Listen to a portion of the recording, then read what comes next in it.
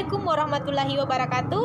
Perkenalkan, Kami dari kelompok yang beranggotakan 2 orang, saya sendiri Elma sebagai pemateri kedua dan rekan saya Nurmia sebagai pemateri pertama.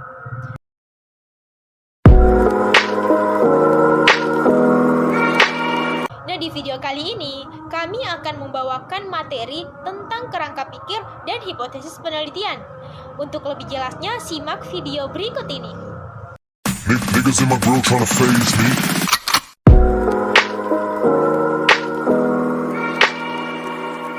Kerangka pikir merupakan suatu argumentasi kita dalam menentukan hipotesis.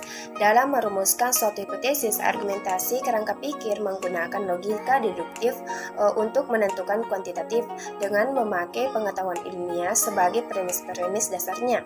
Kerangka pikir ini merupakan buatan kita sendiri, bukan dari buatan orang lain. Bagaimana cara kita berargumentasi dalam merumuskan hipotesis? Argumentasi itu harus membangun kerangka pikir. Sering timbul kecenderungan bahwa pernyataan yang disusun tidak merujuk kepada sumber keputusan. Hal ini disebabkan karena sudah habis dipakai dalam menyusun kerangka teoritis. Dalam menyusun suatu kerangka pikir sangat diperlukan argumentasi ilmiah yang dipilih dari teori-teori yang relevan atau saling terkait. Agar argumentasi kita diterima oleh sesama ilmuwan, kerangka pikir harus disusun secara logis dan sistematis. Ada beberapa tips yang dapat membantu penyusun kerangka pikir dengan tepat. Yang pertama itu menguasai teori-teori ilmiah sebagai dasar argumentasi. Yang kedua, menganalisa variabel-variabel yang terkait dalam permasalahan.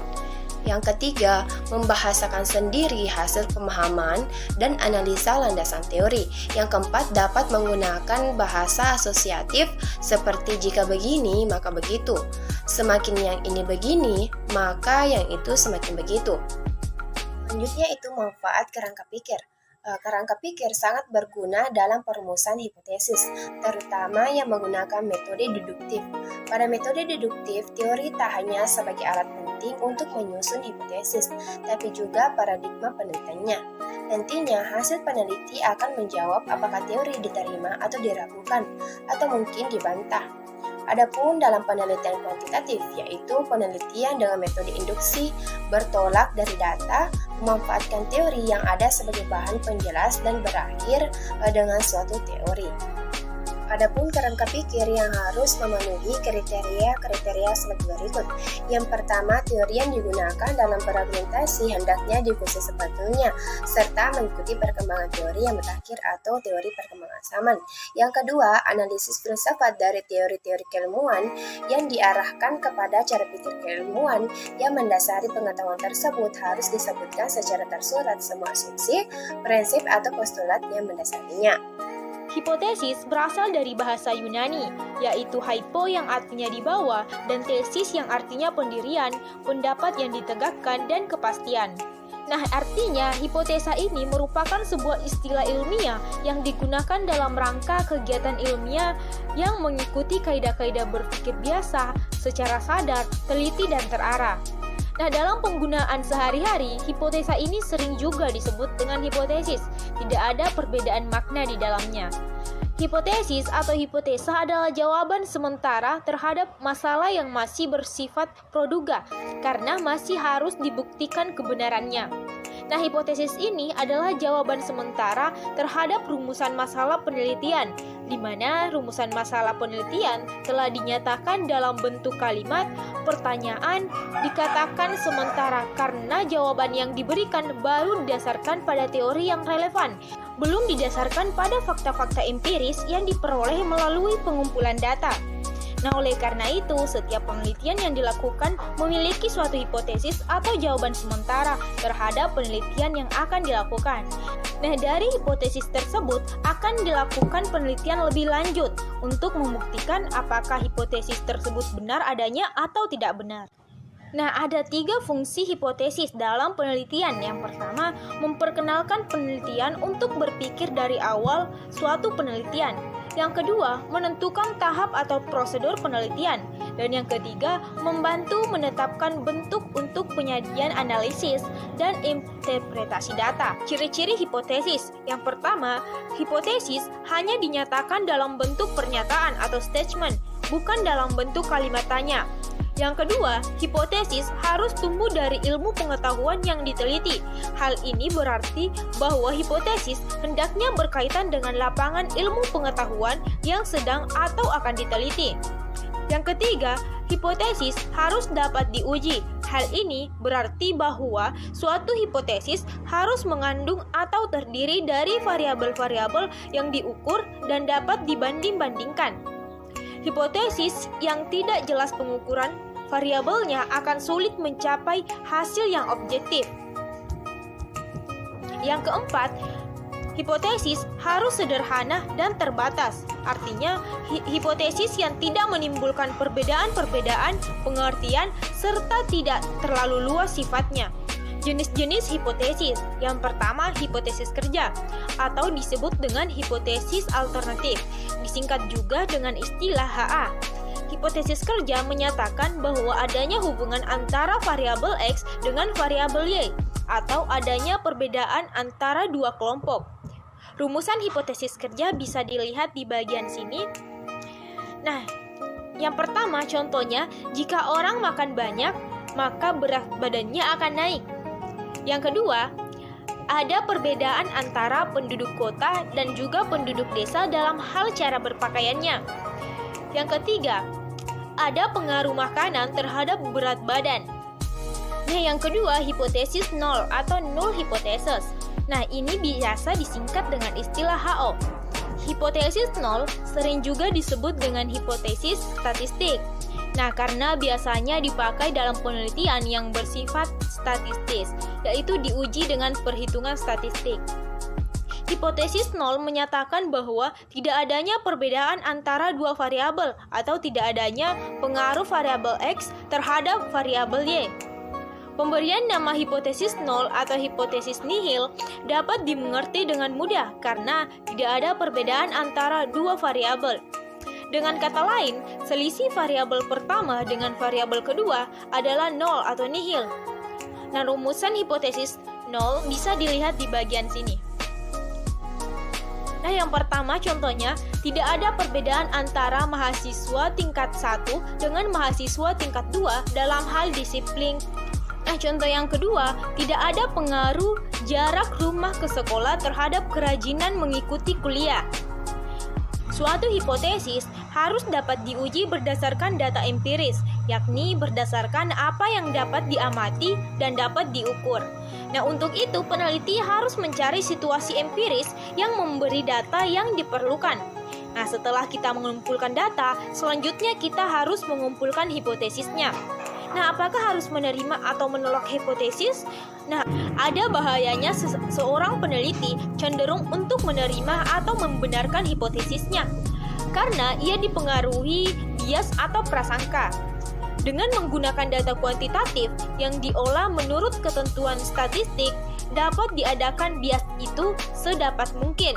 Jadi, seorang peneliti harus jujur, jangan memanipulasi data, dan harus menjunjung tinggi penelitian sebagai usaha untuk mencari kebenaran. Secara berhati-hati, setelah peneliti memperoleh bahan yang lengkap berdasarkan landasan teori yang kuat, namun demikian, rumusan hipotesis tidak selamanya benar. Benar dan tidaknya hipotesis itu tidak ada hubungannya dengan terbukti dan tidaknya hipotesis yang isinya benar, tetapi setelah data terkumpul dan terbukti. Sebaliknya, mungkin seseorang peneliti merumuskan sebuah hipotesis yang salah tersebut terbukti. Keadaan ini akan berbahaya apabila mengenai hipotesis yang sesuatu yang berbahaya. Contohnya, belajar tidak mempengaruhi prestasi. Dari data yang terkumpul, memang ternyata anak-anak yang tidak belajar dapat lulus. Maka ditarik kesimpulan bahwa hipotesis tersebut terbukti. Nah, apakah penelitian harus berhipotesis? Nah, untuk memberikan jawaban atas pertanyaan ini, kita tidak boleh berpikir pada hal yang benar atau tidak benar secara mutlak. Ada dua alternatif jawaban dan masing-masing mendasarkan diri pada argumentasi yang kuat. Pendapat pertama mengatakan bahwa semua penelitian pasti berhipotesis. Nah, semua peneliti diharapkan menentukan jawaban sementara yang akan diuji berdasarkan data yang diperoleh. Nah, hipotesis harus ada karena jawaban penelitian juga harus ada. Dan butir-butirnya sudah disebutkan dalam problematika maupun tujuan penelitian. Yang kedua, pendapat kedua mengatakan bahwa hipotesis hanya dibuat jika dipermasalahkan menunjukkan hubungan antara dua variabel atau lebih. Nah, jawaban untuk satu variabel bersifat deskriptif, tidak perlu dihipotesiskan. Nah, penelitian eksploratif yang jawabannya masih dicari dan sukar diduga, tentu sukar ditebak apa saja, atau bahkan tidak mungkin dihipotesiskan. Berdasarkan kedua pendapat ini, maka mungkin sekali di dalam sebuah penelitian, banyaknya hipotesis tidak sama dengan banyaknya problematika dan tujuan penelitian. Nah, mungkin problematika unsur 1 dan 2 yang sifatnya deskriptif itu tidak diikuti dengan hipotesis, tetapi problematika nomor 3 dihipotesiskan. Contohnya bisa dilihat di sebelah sini. Nah, hubungan antara motivasi berprestasi dengan etos kerja karyawan di kantor A. Nah, problematika pertama, seberapa tinggi motivasi berprestasi karyawan kantor A? Ini tidak dihipotesiskan. Yang kedua, seberapa tinggi etos kerja karyawan kantor A? Ini juga tidak dihipotesiskan. Nah, yang ketiga, apakah ada dan seberapa tinggi hubungan antara motivasi berprestasi dengan etos kerja karyawan kantor? Nah, ini dihipotesiskan. Hipotesisnya seperti ini. Ada hubungan yang tinggi antara motivasi dengan etos kerja karyawan kantor A. Nah, ada beberapa penjelasan mengenai hipotesis yang baik. Yang pertama, hipotesis harus dapat menduga hubungan antara dua variabel atau lebih.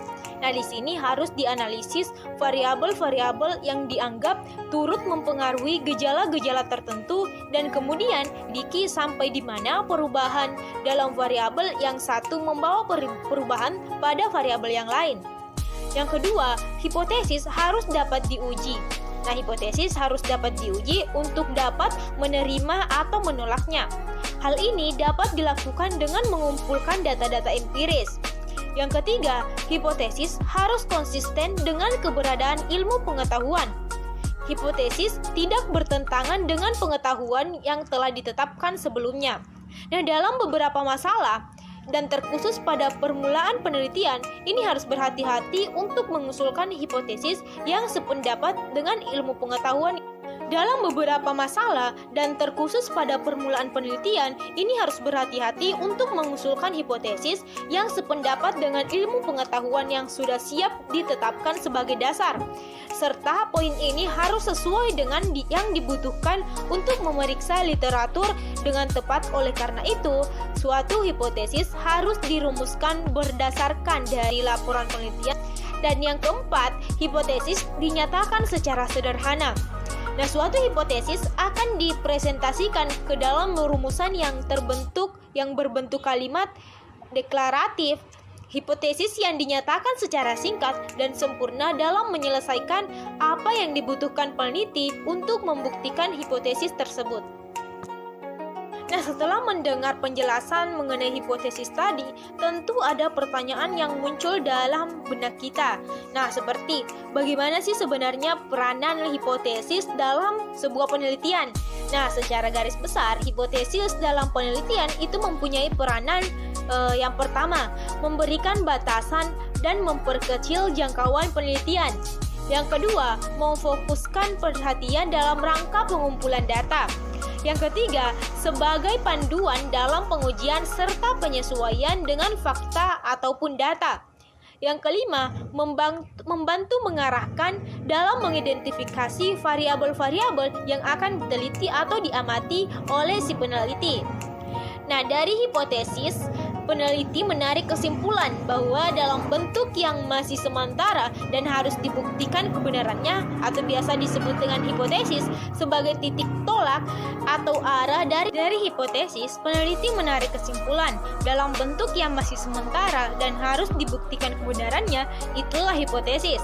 sebagai titik tolak atau arah dari pelaksanaan penelitian. Nah, itulah tadi penjelasan mengenai kerangka pikir dan hipotesis penelitian. Sampai jumpa di video berikutnya. Terima kasih telah menyaksikan video kami. Sekian, wassalamualaikum warahmatullahi wabarakatuh.